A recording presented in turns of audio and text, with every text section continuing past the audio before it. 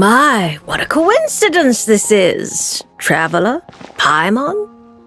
Why is there something so fishy about hearing such a powerful fortune teller use the word coincidence? Perhaps, but it's no lie. This truly is a pleasant surprise. As a descender from beyond this world, the traveler's fate is not anchored in Tevat. Hence why most fortune tellers, including myself, are unable to predict your future. Hence why most fortune tellers, including myself, are unable to predict your future. But happily, this particular coincidence couldn't have been any more fortuitous. I recently happened to glimpse a peculiar omen. And since I had some free time, I decided to perform a brief divination and follow the omen's course. Just for a spot of fun, you understand.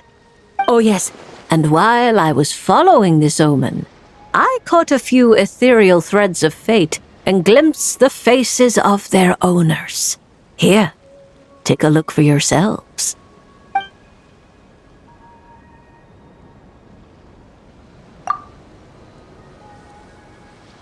See? Didn't I tell you? Someone with so many friends was bound to recognize them all. Hi, you two. It's been a while, hasn't it? I thought I'd lend a hand with Barbie's divination. Indeed, if Alice hadn't insisted, I'd have treated these names as minor variables and discarded them from the divination. But then you would have missed out on this fun little excursion, wouldn't you? Besides, as mages, we couldn't possibly disappoint the little cuties involved in the prophecy now, could we? It's the dream of every child to receive wonderful gifts, go on grand undertakings, and watch mysterious prophecies unfold. Which is all to say, we simply had to see this one through. And there's no point arguing with Alice. Anyway, if I can gather these minor variables together, I should be able to adjust my divination. So here I am, seeking them out, and if possible, offering them a little fortune-telling. I don't have time to go around divining things like that, but I'm sure it won't be long. Is that why you've set up this stall? So you can sit and wait for them to arrive? Don't worry, I'm not just sitting around twiddling my thumbs. This Dodoko is simply a stand-in. I'm still working on my research. That's right. And I installed sensors on Barbie's Dodoko. As soon as the right person shows up, she'll receive an instant notification. And Dodoko will give a happy little wiggle to make sure our visitors are drawn on in. What are you doing back here? Take your arm off that. You'll knock my scryglass onto the floor. And hold that cup steady. I don't want you spilling hot chocolate on my manuscripts. All right, keep your hat on just 1 second. There you go, Barbie, this one's yours. I hardly put any sugar in it, I promise. When you say hardly any sugar, I can't help but feel like we're not speaking the same language. Back to business. After we followed up on Barbie's divination, I was hoping to gather everyone involved, that is, and throw a huge party. I've even decided how we can send out the invitations. Don't worry, I've already picked out the most beautiful birds available. Picture it. In the dead of night, a huge, pure white bird flies through your window with a mysterious letter in its beak. Then you open it, and a whole new world appears before your eyes. Unfortunately, as I told Alice, doing that would only serve to disrupt the path of fate. Besides, dealing with such small prophecies is a real pain, so it's off the cards. Fate is such a spoilsport. Nevertheless, we can still have a party. When the time is right, I'll invite everyone myself.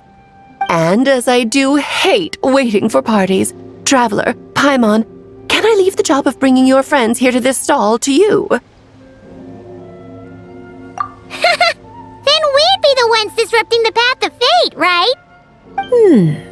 Seeing as the people in the prophecy already have ties to the traveler, in theory, their fates are already intertwined.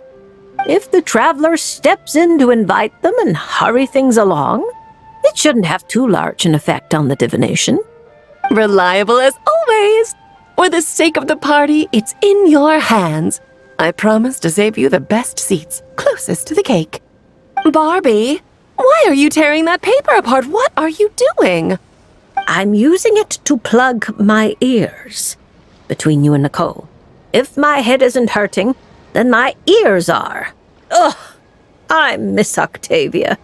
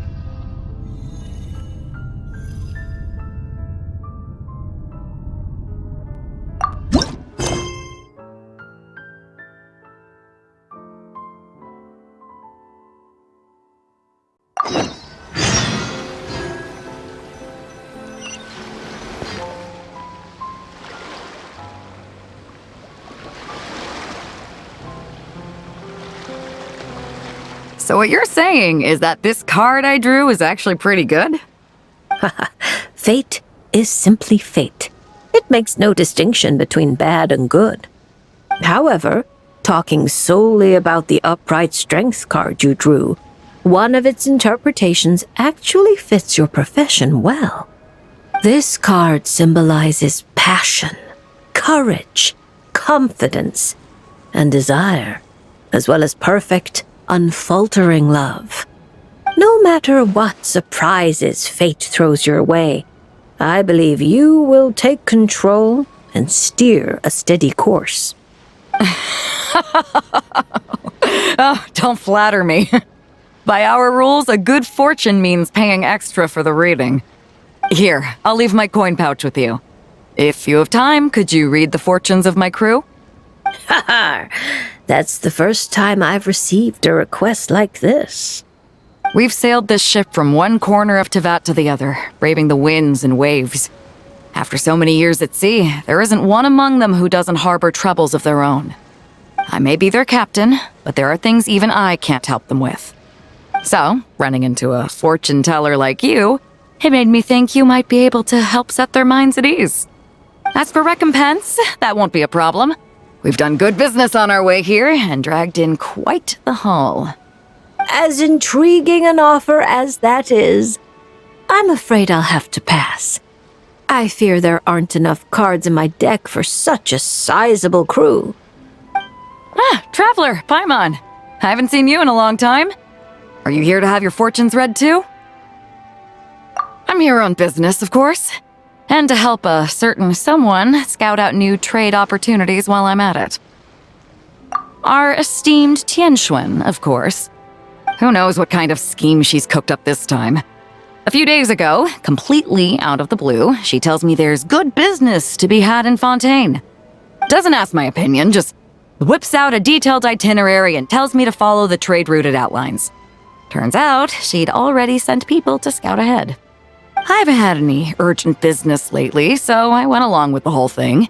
And what would you know, it's been plain sailing the whole way. What was supposed to be a 2-week job got wrapped up in just over 1. I figured since we're already here, we might as well stick around and have some fun. So I gave the crew some shore leave to kick back and relax. Matter of fact, just yesterday I booked an event space at the Hotel de Boer and the lot of us drank up a storm. The crew's still sleeping it off at the hotel, so I thought I'd venture out for some fresh air and to sober up. But I only made it a few steps before this, fortune teller stopped me and asked me to draw a card. Here, it's the strength card. Looks like a good one, and since it's the right side up, I think that makes it even better. Upright strength. How should Paimon put this? It really does suit you, Beidou. It certainly does. Now, let me explain the other meaning it holds. Don't tell me. It's bad news. I wouldn't say it's good or bad, and it's not directly related to your fortune either. Just a little after-class musing, now that your reading is over. It's clear that you possess both powerful outer strength and an indomitable inner spirit. To borrow a metaphor, you're a lantern in the dark night. You dispel the darkness and guide lost souls on their forward paths. But you must know that it's not only the lost and weak who are attracted to the glow. Bugs cling to the lantern, competing for light and heat. Believing that it can keep them warm, the light burns more intensely. Only by doing so will its radiance not dim. Now, it would be best if someone could drive these bugs away. Because if no one does, perhaps one day the flame will consume its remaining fuel, all for the sake of a few unworthy pests. If that's your concern, I don't think there's any need to worry. I have a friend who knows how to help people figure things out, and, well, she enjoys taking care of pests who hide out in the corners. A rare friend to have. Judging by your tone, you must really trust her. She doesn't sound like someone who would easily lose her way. Her? Oh, if she were the type to get lost, I doubt anyone in Liyue would know how to stay on course. Take this trip, for instance. She's the one who pointed the way.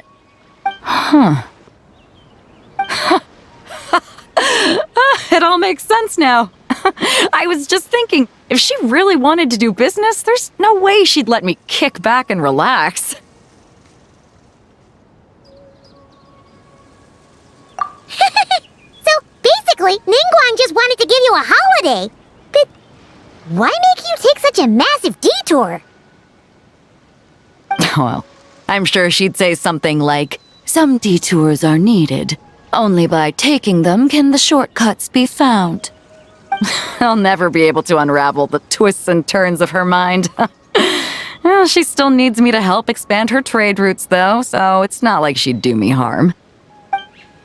As her strength card, I'll remain up front, breaking the waves and forging a path ahead.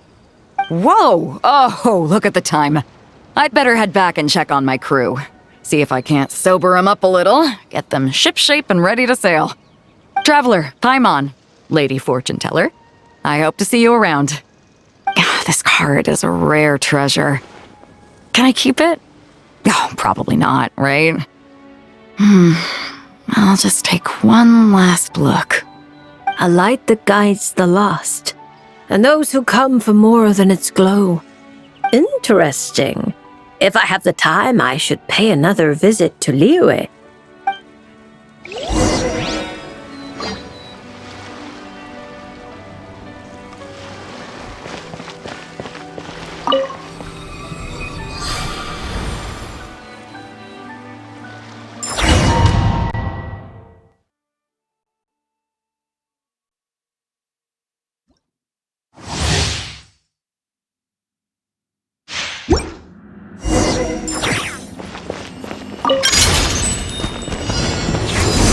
To ashes! Submit for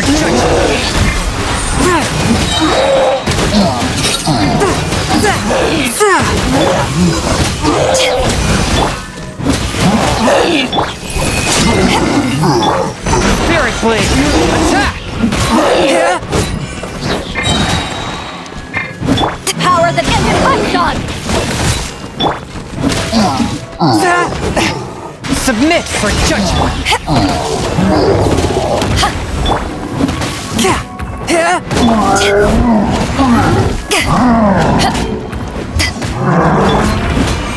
From whence you came! To ashes!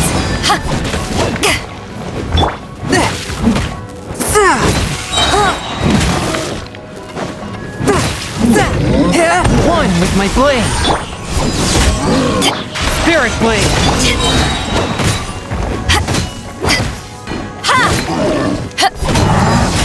Power that ended Python! From whence you came!